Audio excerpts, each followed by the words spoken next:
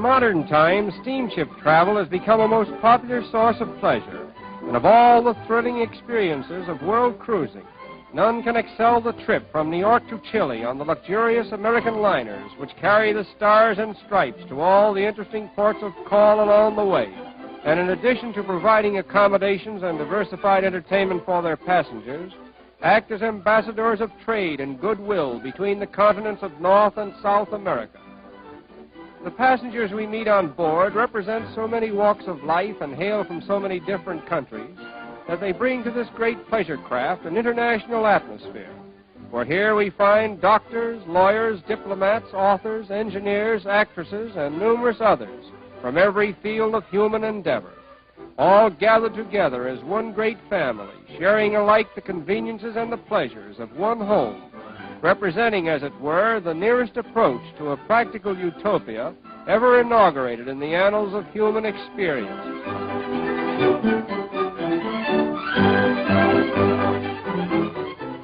In all our world travels, nothing has brought us greater pleasure or more friends than life on board these luxury liners, and we feel highly indebted to the great steamship companies who have contributed so much to the comfort and pleasure of modern travel and the consequent enlightenment of mankind. And now our great ship is sailing into the harbor of Valparaiso, chief seaport and gateway to Chile, that enterprising republic which has enthusiastically joined with Colombia, Ecuador, Bolivia, and Peru in attracting the stream of trade and travel to the west coast of South America.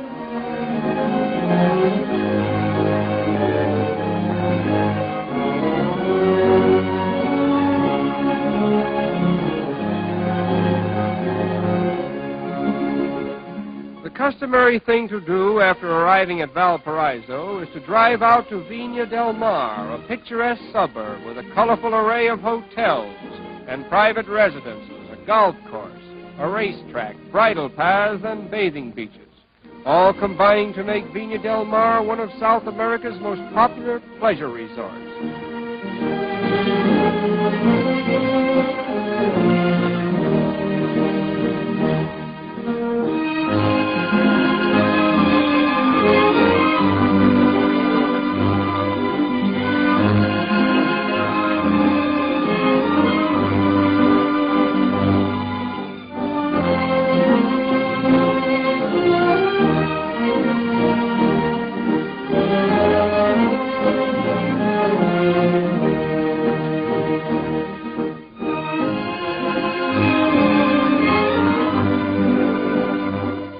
At the casino, with its very sophisticated cosmopolitan flair, roulette and practically every other game of chance may be played. This imposing building also contains a library and a ballroom, as well as palatial dining rooms, and a theater which will seat 1,200 persons. Miramar, Cancun, and several other bathing beaches help to make Viña del Mar the Lido of South America, and a happy rendezvous for globetrotters from all parts of the world.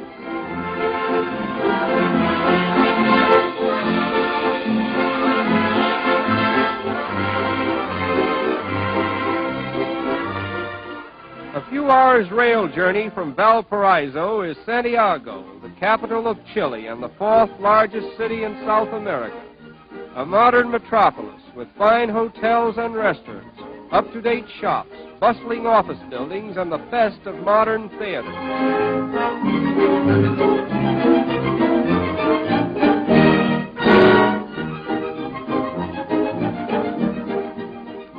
The Union Club is one of the most famous of its kind in South America, and its membership list reads like the who's who of an international institution.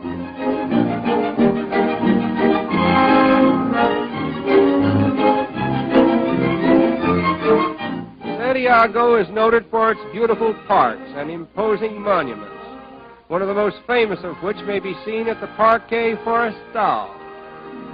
The Alameda de las Delicias is the famous promenade of Santiago, where the younger set of the city enjoy the simple diversion of promenading in romantic settings that are reminiscent of old Spain.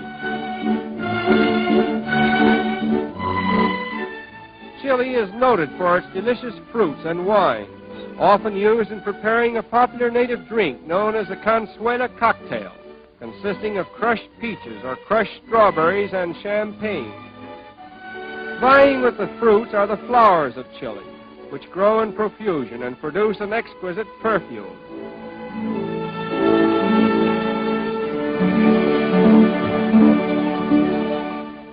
At Santa Nicolasa, we met a little caballero of 6 years, practically born in the saddle and considered to be one of the champion riders of Chile.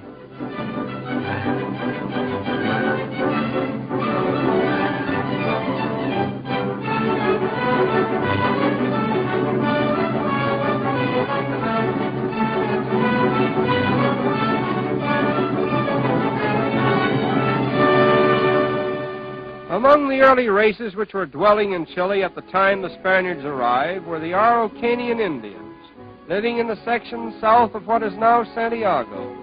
They were an aggressive, warlike people who successfully withstood the attacks of the invaders and held the distinction of being one of the few unconquerable races on the continent.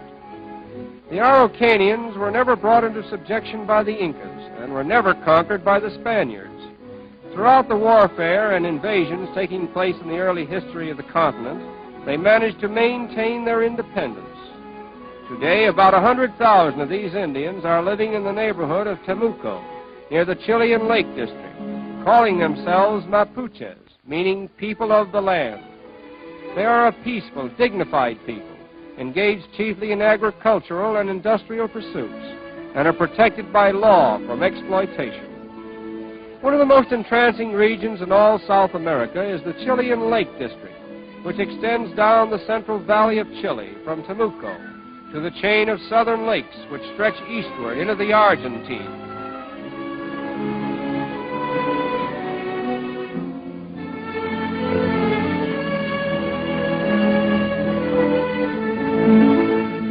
Many of the lakes and streams abound in trout and salmon, providing a veritable paradise for the fishermen. And the mountains offer the thrills of the Alps to the climber, many of them providing all year-round skiing over some of the most exciting runs on the globe.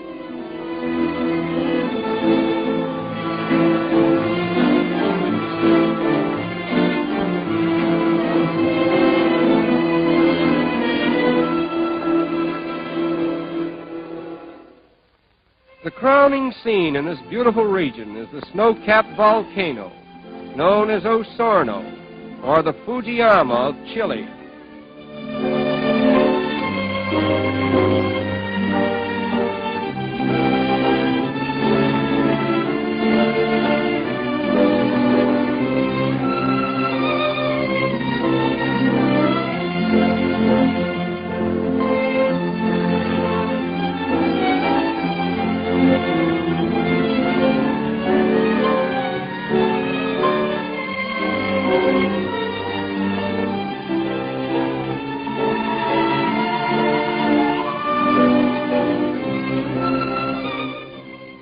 Until comparatively recent times, these beautiful lakes were the guarded domain of the Araucanian Indians.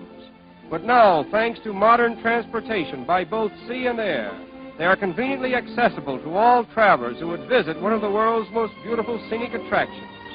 And it is here, in the glorious light of a setting sun, that we most reluctantly conclude our impressions of Chile, the land of charm.